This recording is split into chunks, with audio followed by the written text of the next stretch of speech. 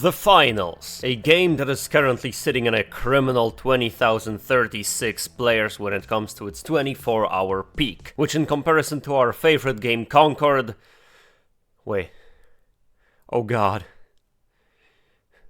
Oh no, I didn't expect this. There's still a guy submitting himself to Concord sometimes. Jesus.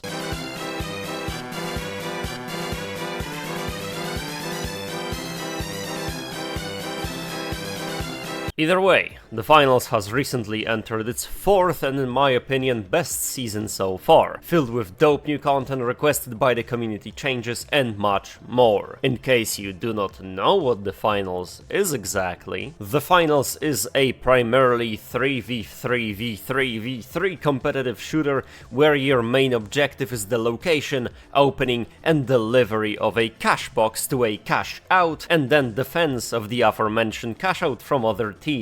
You're gonna be rootin', you're gonna be tootin', and by God, you're gonna be shootin'.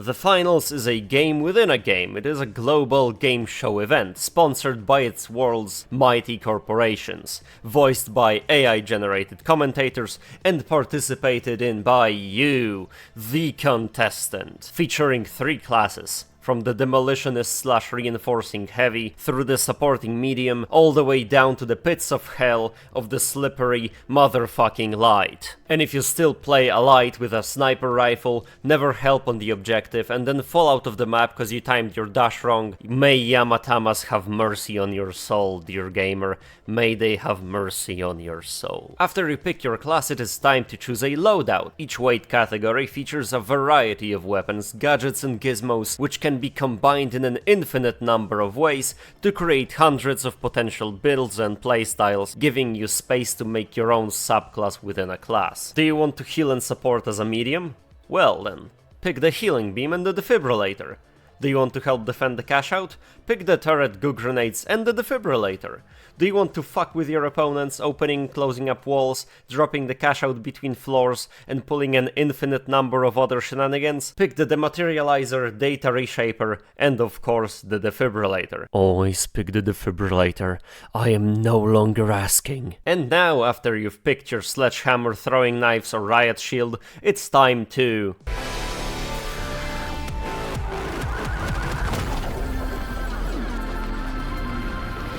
What separates The Finals from other shooters, however, besides its beautiful visuals and great unique style, is of course its...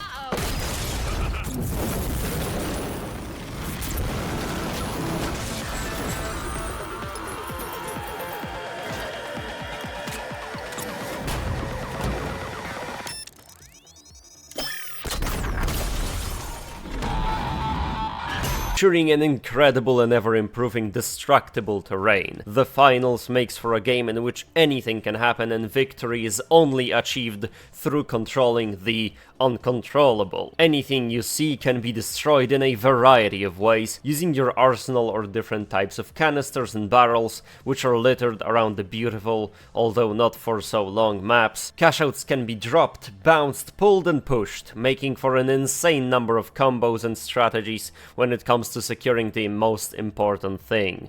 The cash. Wits and strategy are the best weapons of any contestant, which makes for the game's biggest quality, but may also spell its doom. The Finals is a great game. It's one of the most unique shooters I've ever played and it only keeps getting better. That being said, The Finals is also a hard game. It's complex, complicated, and unpredictable.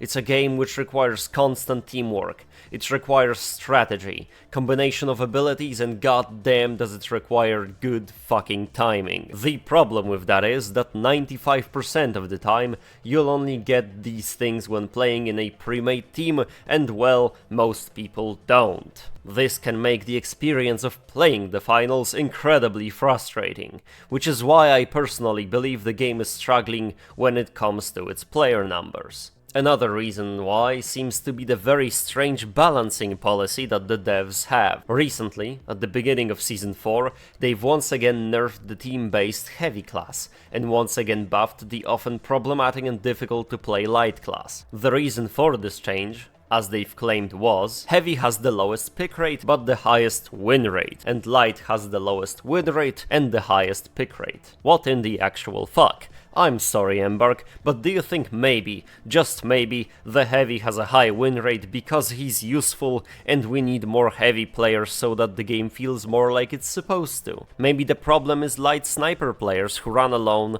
die, and then disconnect.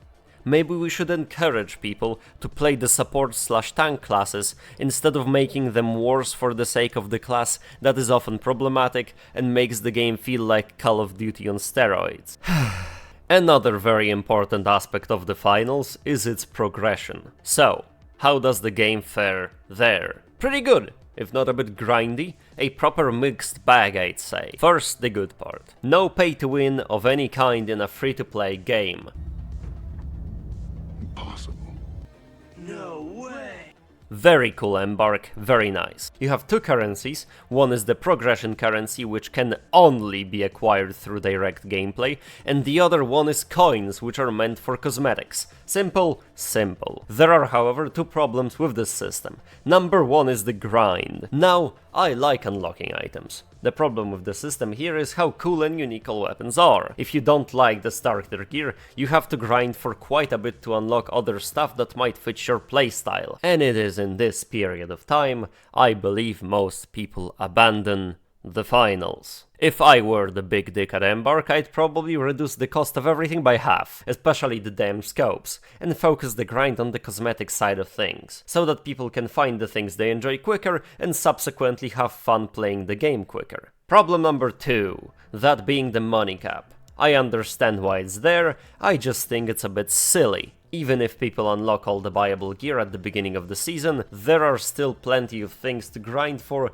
including the Battle Pass, Circuit rewards, World Tour badges, Ranked rewards, and the brand new contracts, which create some much needed community commotion. And now for the final! Part of this finals video.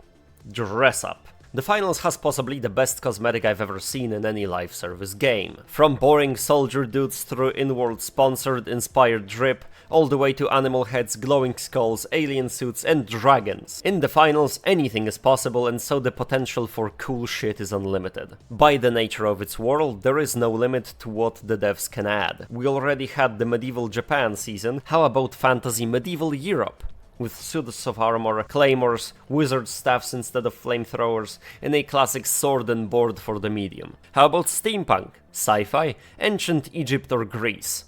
Think of something and it is just as likely to happen next season as anything else. The finals is probably tied only with Hunt Showdown when it comes to the criminally underrated category. They have both deserved to conquer the shooter genre, but for some reason they just did not. With Hunt, I believe it to be its slow-paced gameplay and niche setting. With the finals, its reliance on team play and strategy brought in a level of difficulty unmatched by other shooters.